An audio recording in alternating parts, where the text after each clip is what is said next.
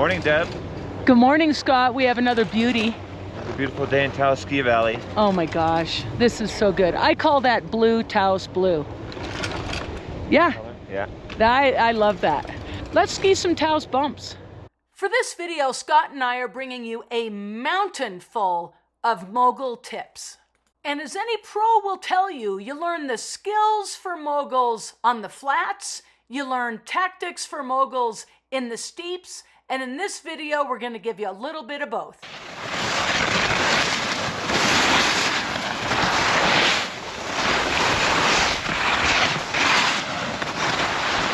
Now, by the flats, I mean groomers.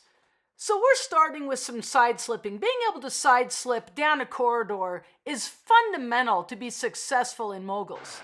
And side slipping not just the corridor, but managing double fall line, triple fall line like you find in moguls, managing the edging and steering necessary.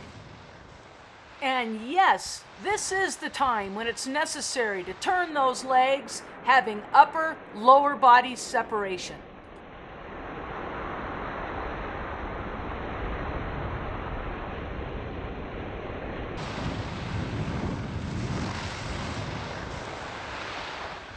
Skills I most value Yeah. in able to be successful in bumps. One is being able to turn the legs independently from the upper body. It's too simple to just say, keep the upper body facing down the hill. Totally. Way too simple. Yeah. I have to turn the legs under my upper body. The other one is having no more edge than is necessary. Scott, man, brilliant. Oh, that's Dad calling. Oh my gosh. Sorry, I gotta, oh my gosh. Okay, I want to talk about using the neighboring bump. I did a video on this a long time ago. The light was really flat. People couldn't really see the neighboring bump. This bump I'm on right now, this is like the size of a V-dub bug. That is a big, big bump. And there's different ways to handle that bump. The first tactic I'm going to talk about is using the neighboring bump. And here's why I like to use the neighboring bump. A bump that's really big like a V-dub bus, people aren't real comfortable making a large turn. Their skis are in the fall line, they get going kind of fast, they're not comfortable with that. So what they do is they turn real quickly and they T-bone the bottom of the very bump they're turning around. How familiar does that sound? That's not what we want. No T-boning the bumps. Okay, so instead, what we're gonna do is we're gonna make a turn and I'm going to kind of use the neighboring bump where my ski can be nice and flat out here and steer those skis around. Now, here's why that works to our advantage. Here's the spine of the bump, right on top of the bump, okay? Now, people who tend to be fearful skiing the bumps, they want to make their turn real quickly, and they tend to hang out on the back side of this bump. That's the steepest part of the entire mountain. The backside of a bump. It's like hanging out on the cliff. Why in the world do you want to hang out there? Because this is high edge angle. And high edge angle and turning your legs and steering, they don't go together. We need a flatter ski. We need to de-edge the ski. Well, when I use the neighboring bump, if I can reach my ski over here, look at how my ski is flat. And when it's flat, I can more effectively steer it and use my rotary skill. I'm not fighting the mogul, I'm not fighting the mountain, and I'm not fighting my edges. All right, so Deb just explained that back here where that shadow is, you see, everybody see the shadow? Or right here where my shadow right is. there. That's the cliff. That's the steepest cliff. part of the bump. If my skis travel on that, I'm gonna have a ton of edge angle. That's the steepest part of the bump. Where I'm at right now is the flattest part of the mountain. I'm on the top of the bump, and right here is just as flat as any bunny hill we've been on, maybe flatter.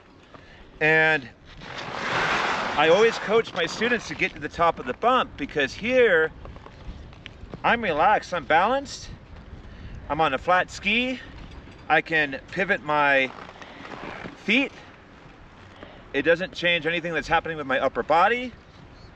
This is the most magical point on the bump to begin the next turn. From here, I can do anything. I can pivot down the spine of this bump. I can go over this way towards you, Deb, and use the neighboring bump. But one thing I'm not gonna do is go there.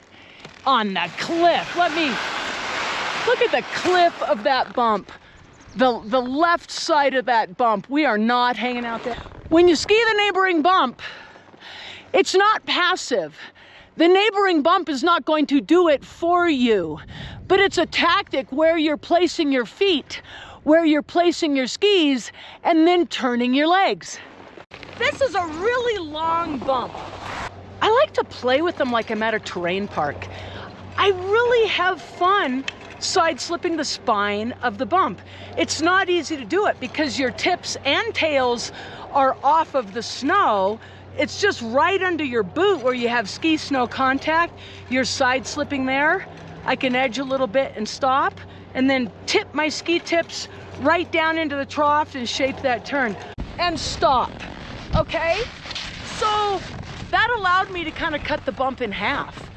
I have fun with that when the bumps are almost impossible because they're long and they're rock hard. And to turn all the way around that big bump, you're gonna get going real fast, and that might not be comfortable. Here's another side slipping the spine, what it might look like.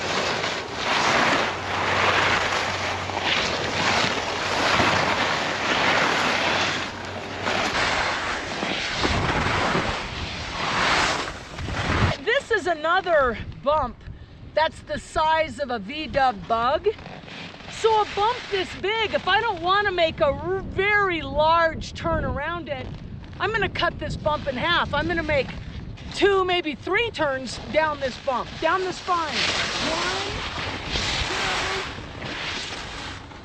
1, 2. Bumps can add and bring a lot of edge to your ski because the bumps can be very, very steep. Scott showed you where the bumps can be flat.